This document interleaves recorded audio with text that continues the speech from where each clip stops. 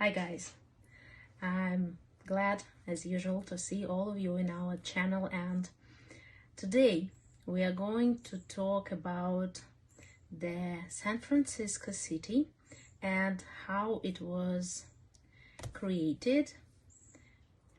So I'd like to start with the fact that before Europeans arrived to this territory, two groups of Native Americans lived here, and they were called Ohlone and Miwok.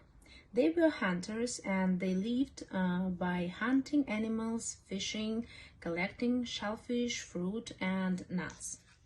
The history of San Francisco can be divided into two parts, the early one and the modern one.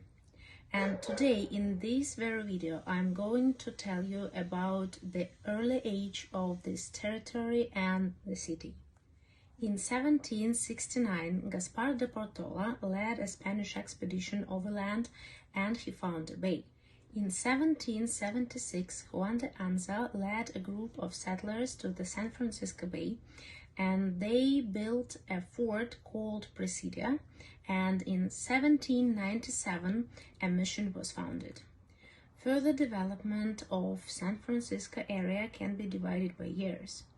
In the early 19th century, whaling ships and traders came to the bay. In 1821, Mexico, which included California, broke away from Spain and became a republic. In 1828, Jedediah Smith crossed the Sierra Nevada mountains and wanted to reach the San Francisco Bay, and he did it.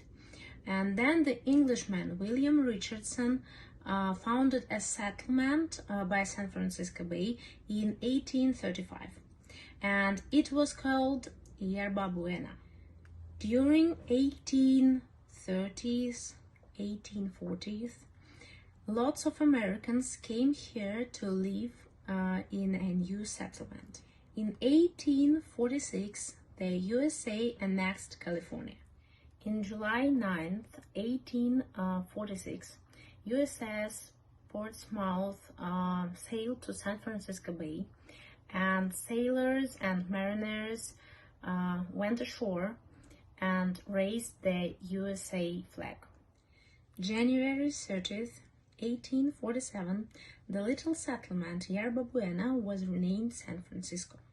At that time, the population of San Francisco was about 800 people.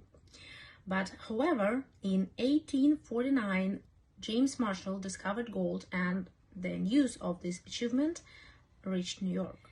As a result, and it's normal, people started moving to San Francisco and its population boomed. To 1849, the population of San Francisco reached 25,000 people. Do you see the difference? 825,000. Here I can't but say about the fire on the May 4th, 1851, and the city was completely devastated, but it was rebuilt soon. Sooner or later everything comes to its end, and this happened to the gold boom. And it was 1853. Later, in 1859, Henry Comstock discovered silver. Unlike the gold, silver requires more expensive equipment to be extracted.